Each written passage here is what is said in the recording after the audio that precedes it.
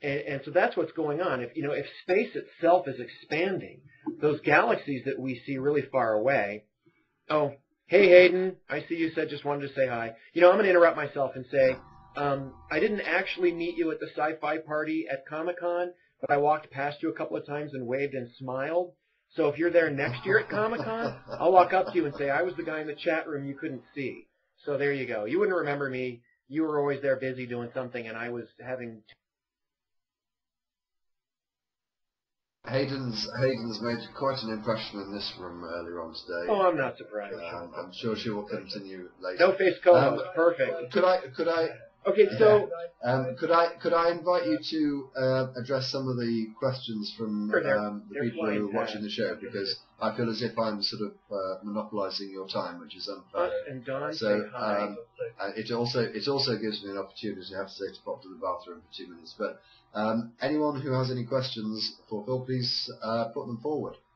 I shall leave you to look through the comments for a couple of minutes, Phil, and see which ones you want to answer. Is that all right with you? That sounds fine. Actually, I'm watching you in the video and listening to you through Skype, so it's all screwed up. But okay, here we go. Oh, I know it. I know it. Tell me about it. Oh my gosh. Do it for 24 Hayden hours. just says she loves me. Oh, that's. Oh, she loves everyone. She's a terrible flirt. Oh, just another Hollywood star. She's been trying to hit on me for the last 8 hours, and it's just, it's got to the stage where I'm thinking of getting a restraining order. It's just awful. But I shall leave you. I shall leave you with the audience for a while. Oh, she's hanging you a moon. She's been gagging for me to get my arse out for the last 8 hours. Anyway, we're not going into that. Hang the moon at me. That's hitting on me as far as I'm concerned. Okay, so let's see here. All right, can you all have free JREF memberships? That one's easy. No. Let me say that the James Randi Educational Foundation. This is the organization. There you go. Now Hayden's hitting on me. Yeah, there you go. The foundation is a nonprofit, and we are, like Doctors Without Borders. We're a nonprofit charity. We're always grubbing for money. So here I am grubbing for money for Doctors Without Borders. I urge everybody to give. If you say, gosh, I have 20 grand, what do I do with it? I don't want to give it all to Doctors Without Borders. Go to randi.org, randi.org, and you can give the remainder to us, and we'll be very happy to. So free memberships, afraid not, folks. I'm sorry. We do have memberships. You can go there. And if you ever get a chance to come to one of our meetings at the Amazing Meeting in Vegas. Okay, Hayden, I'm guessing what? What am I guessing? There you go. Awesome. And if this isn't really Hayden Panettiere, and I go to the Comic-Con, yeah, I was the co-host you couldn't see, and she. Let's see. When am I going to be on Skeptic's Guide to the Universe next? I don't know. Skeptic's Guide to the Universe is an awesome podcast. It's a skeptical podcast. I think it's the most popular one. It's got about 50,000 downloads every week, 50 or 60. It's really good, and I'm on it roughly once a month, once every couple of months. They are actually the official podcast of the James Randi Educational Foundation. And so I go on there sometimes basically just to give Rebecca Watson a hard time. Yeah, there you go. Rebecca is married. So I try to be a little more gentle when I tease her. Let's see. We all love Steve Novella. Let's see. When is Uri Geller going to get pwned by James Randi again? Randi kind of teases stuff about Uri Geller right now. Uri Geller is the guy who was spending spoons and keys and making compasses move around. He was very popular in the 1970s, and basically when Johnny Carson was hosting the Tonight Show, Geller was on, and with Randi's help, they showed him to be somebody who maybe doesn't really have psychic powers like Geller claims. I don't know if Geller's a fraud. There's a lot of evidence that indicates that he just makes crap. I thought he'd admitted. It doesn't matter. He'd admitted it. He's very cagey about these sorts of things. Kind of admits it, then he doesn't admit it, then he's very litigious. If you claim he's a fraud, he'll sue you. He sues everybody. It's ridiculous.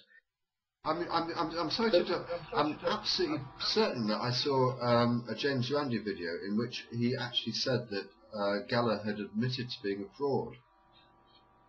Geller kind of says, "Oh, I'm not really a psychic, but maybe I have powers. Right. He really does sort of talk out of both sides of his mouth when it comes to this sort of thing. He's always making all these ridiculous claims. But the point is, every single thing he does, every time he moves a compass, every time he bends a key or a spoon or stops a watch or anything, it's really easy to do this, using a trick. It's a very limited repertoire he has of tricks, isn't it? He can do like 6 things. Okay, 6. He can fool me because I'm a scientist, right? I'm not a stage magician. Yeah. But every stage magician I know, like James Randi or James, these are guys who are really the best in the world. They just look at him and snort. They laugh and say he's terrible at it. Yeah. It's like Sylvia Browne and John Edward, these people who speak to them. Oh, don't talk they're, to me. They're using cold reading techniques. You haven't been keeping up to date with my videos, have you, Phil? I'm addressing John Edward and cold reading techniques. Oh, good. Not in a great detailed way. I'm just throwing in my tuppence worth. But these are techniques that are so well understood, and I actually put forward a challenge to him a week or so ago. I said, I'm doing a charity event. Okay, you don't need the money, but the charity does.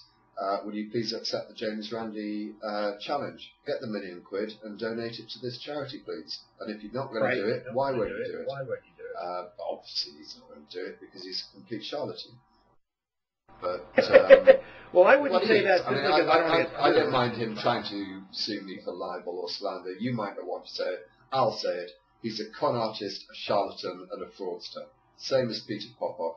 I'm not inviting you to endorse those statements, but I don't mind him trying to sue me. I understand that your position might be somewhat more sensitive and diplomatic. Yeah, I tend to. I think deep down you probably agree with me. I speak for myself when I can, but unfortunately, because I'm running this because I'm president of the JREF, and because I blog for Discover magazine, it makes it a little difficult for me to say what's on my mind these days, unless I'm really super careful.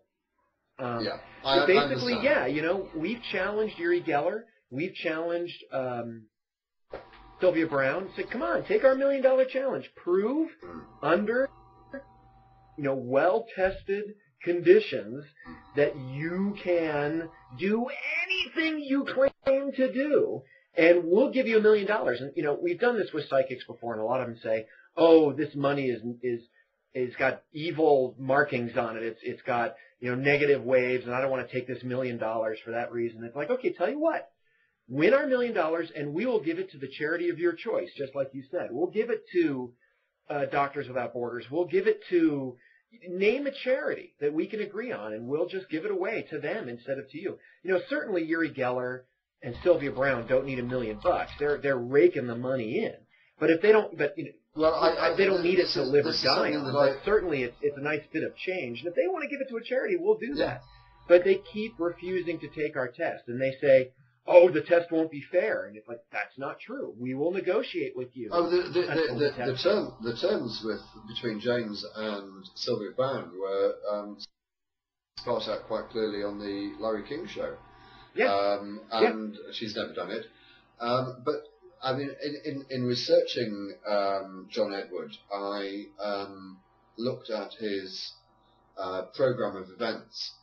Now, one of them is held in this country, in Manchester, and it's sold out, and it's sold out for a ticket price of about $135, I think, which is about 100 quid. I can't remember. But the capacity of the place in which he's holding it is over 3,000, which means in one evening he's going to make 300,000 less expenses, obviously. So in a way, he ain't going to want the $1 million, but he stands on the doorstep of such fame and scientific progress by proving that he has these powers, and for such an arrogant little twerp as he is, I'm somewhat surprised that he doesn't wish to do that and win a Nobel Prize. John Edward, you're talking about. John Edward. Now this is interesting. Or Sheila Browne, or Sylvia Browne. Sorry, whoever they are, or that other fat moustached Git. What's he called? I know you James can't say this, but that's the one. Yeah. So the thing here, look, John Edward, I know people who have gone to. He charges a lot of money for his shows, and they make you sign a bazillion forms when you're in there. You're not going to videotape it. You're not going to talk about it. You're not going to do this. You're not going to do that. And it's funny. It says this is for entertainment purposes only.